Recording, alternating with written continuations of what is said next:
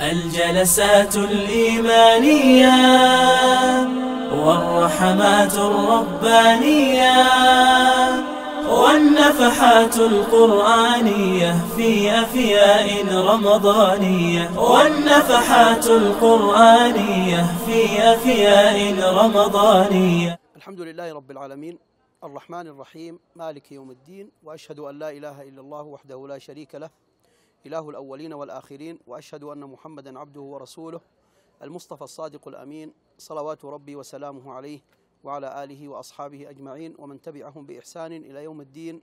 أما بعد، فالسلام عليكم ورحمة الله وبركاته.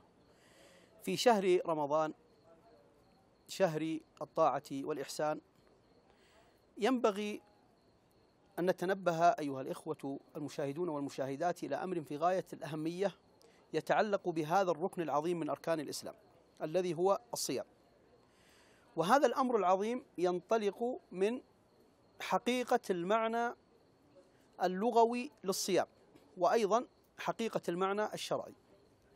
لو تأملنا معنى الصيام سواء في اللغة أو في الشرع، لوجدنا أنه يعود إلى أصل مهم، بل كل الصيام يعود إلى المعنى اللغوي له، وهو الإمساك. الإمساك هذا المعنى اللغوي للصوم، ثم يأتي المعنى الشرعي التعبد لله عز وجل بالإمساك عن المفطرات في وقت مخصوص معلوم لكل مسلم. الذي أريد أن أتكلم عنه في هذه الدقائق السريعة وهذه الوقفة العاجلة مع هذه القضية التي قضية معنى الصوم الإمساك، هو أن الصوم مدرسة لتربية المسلم على الإمساك، على الكف.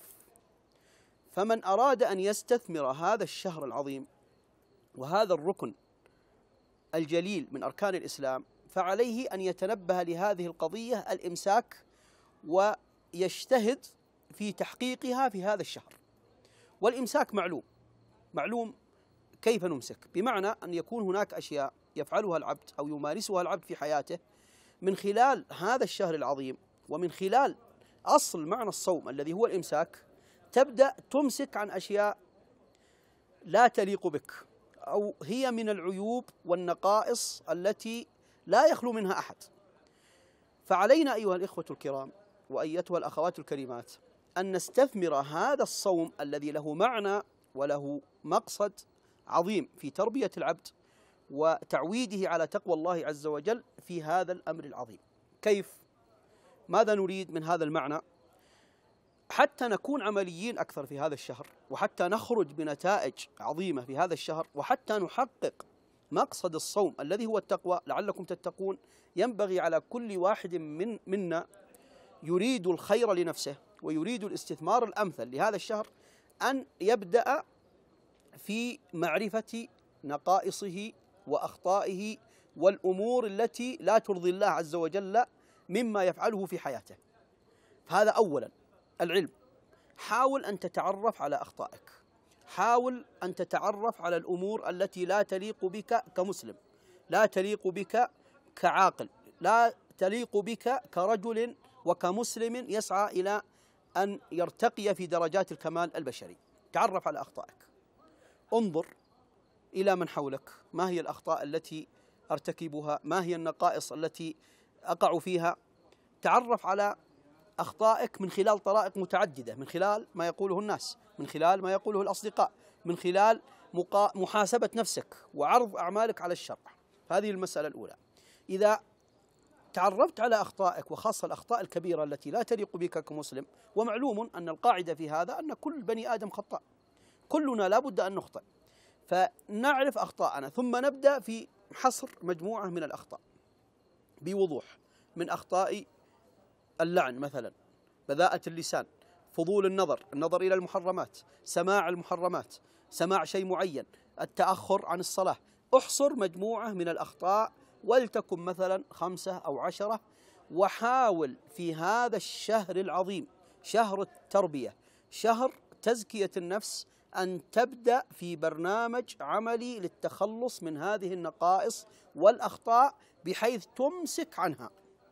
أنت تصوم، وصومك هو إمساك وكف عن مباحات في الأصل. حرمها الله عز وجل عليك في نهار رمضان لتتعود هذه النفس على الكف، على الإمساك. فمن باب أولى أن تكف عن المحرمات، عن النقائص في نهار رمضان وفي ليل رمضان.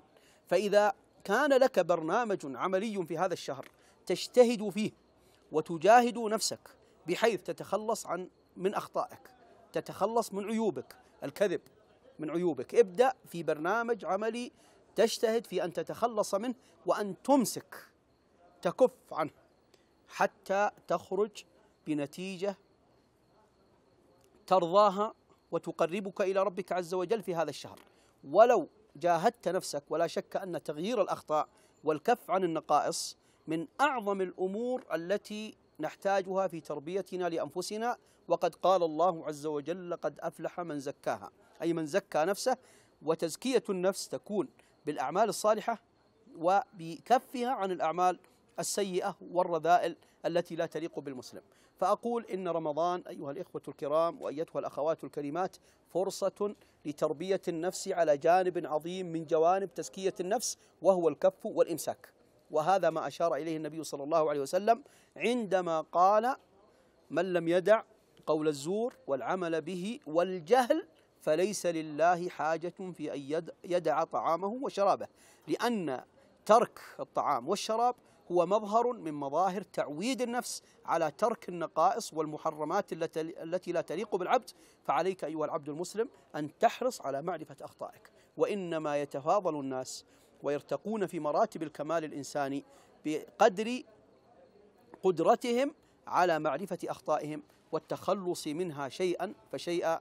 ولا شك أن هذا يحتاج إلى مجاهدة وإلى تزكية. وهذا الشهر العظيم بأيامه 29 أو 30 فرصة كبيرة جدا لتغيير الكثير من عاداتنا السيئة وأخطائنا التي نرتكبها ونقع فيها وتعودنا عليها. وبهذا نحقق جانبا مهما من جوانب التقوى الذي هو مقصد عظيم، بل هو المقصد الأهم في فرضية الصيام. يا أيها الذين آمنوا كتب عليكم الصيام كما كتب على الذين من قبلكم لعلكم تتقون. أسأل الله جل وعلا أن يعيننا وإياكم على أنفسنا، وأن يوفقنا لتزكيتها على الوجه الذي يرضيه عنا. ونسأل الله جل وعلا أن يجعلنا وإياكم في هذا الشهر المبارك العظيم من المقبولين الموفقين الذين يتقربون إلى الله عز وجل ويقبلهم جل وعلا. والله أعلم، وصلى الله على نبينا محمد وعلى آله وأصحابه أجمعين. ننشر علما، ننثر أدبا، نشعل همما، نرفع حجبا، نبذل في دعوتنا السبابا في أفياء رمضانية، في أفياء رمضانية. الجلسات